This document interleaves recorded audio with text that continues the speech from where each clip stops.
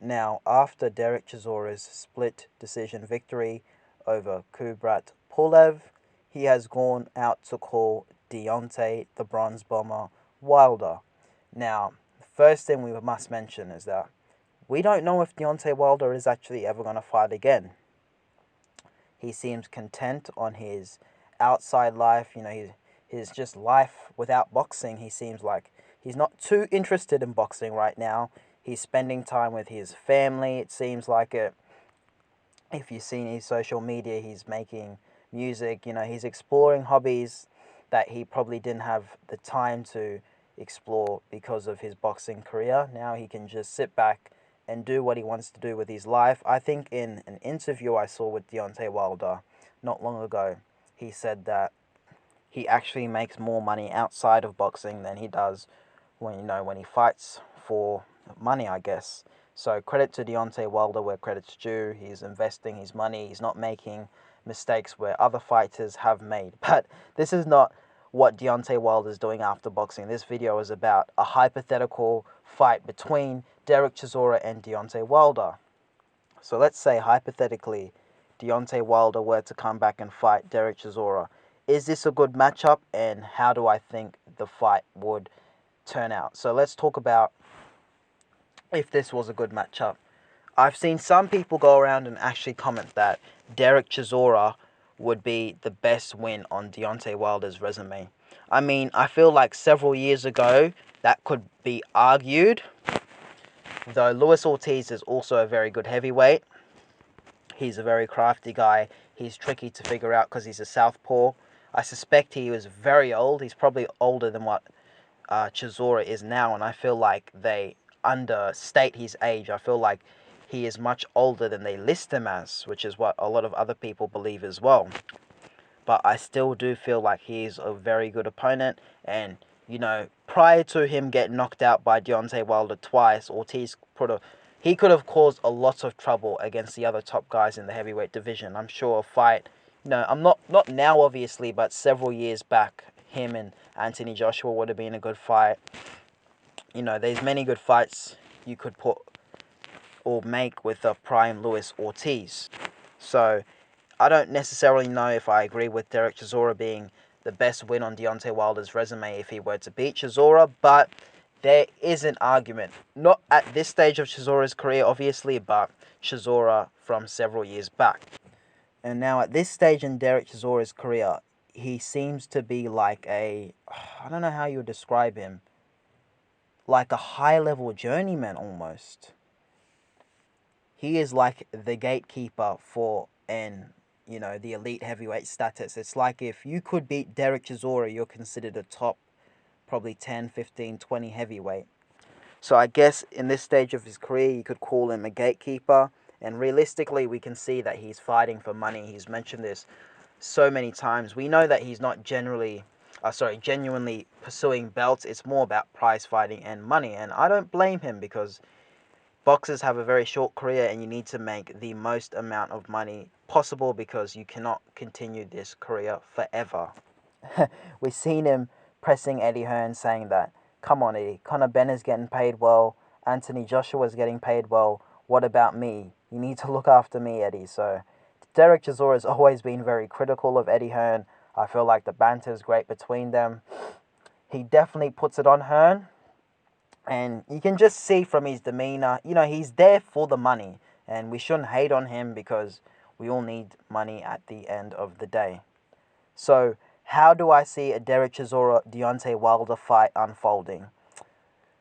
Assuming that Deontay Wilder is not completely shot to bits after his trilogy fight with Tyson Fury. Let's just say, you would have to say his punch resistance would go down a fair bit, but not down like Dillian White's level. And we know that Deontay Wilder is an extremely ferocious person. He's extremely intense. You can see from his demeanor in the ring, his expression. You saw it in the build-up to the Tyson Fury 3 fight. You saw it in the ring against Tyson Fury. He seemed extremely intense, like he just wanted to get something off his shoulders. So you would have to assume his punch resistance would decline, but not tremendously to the level of, as I mentioned, a Dillian White's, who is looks like he has virtually no punch resistance at this stage of his career. You'd also have to say, I wouldn't say he would be gun shy, because Deontay Wilder is also a very brave and stubborn man. He will go out on his shield, as we saw. Deontay Wilder has often talked about catching a body in the ring, so this guy is an extremely intense and brave guy. So I don't see him as a person who would come back and be maybe a little gun shy. I feel like if he were to come back, he'd be the same old Deontay Wilder in terms of he'd be trying to look for that big right hand, and he would be giving his all in the ring. He would leave nothing and no regret left. He would do his absolute 110%. We know that Deontay Wilder isn't necessarily the best inside fighter, but I feel like at this stage, Derek Chisora is someone who can easily be outboxed. You know, similar to when Deontay Wilder beat Bermane Stiverne, he was able, I'm talking about the first time, he was able to use his jab and keep Stiverne at distance. Now, obviously, Stiverne is nowhere near as good as Derek Chisora, but Chisora is getting on. You know, he has been knocked out. He's not the same. He looks like he doesn't have the same speed as he used to have, and I just feel like ultimately Deontay Wilder would knock out Derek Chisora in brutal fashion. He is such a big puncher, you know. Deontay Wilder, Mike Tyson, George Foreman, Sonny Liston. I guess you could even put Anthony Joshua in there. These guys are amongst the biggest punchers in heavyweight history. These are very big punchers. And Derek Chisora doesn't quite have the head movement he had when he fought, let's say, Dillian Whyte the first time. Even the second time, you know, he still had some very good head movement, but his head movement is declining. He's not as agile. He can't bend at the waist and hips as fluidly as he did once before, and ultimately he would be a still target. Deontay Wilder would be able to use his long reach, use his left hand as a kind of guiding pole, and then throw a straight right down the pipe and ultimately knock out Derek Chisora probably mid to early rounds. So that's how I would see a potential fight between Derek Chisora and Deontay Wilder unfolding. Let me know what you guys think in the comment section below. Is this a good matchup? You know, I feel like this is a very, very dangerous fight for Derek Chisora, but Deontay Wilder is well known in the UK, so if he were to go to England and fight Derek Chisora, people already know of Deontay Wilder in England due to his trilogy with Tyson Fury. Once upon a time, him and Anthony Joshua were undefeated, and people were craving for that fight between Deontay Wilder and Anthony Joshua. So he's an extremely familiar person amongst, you know, people in the UK.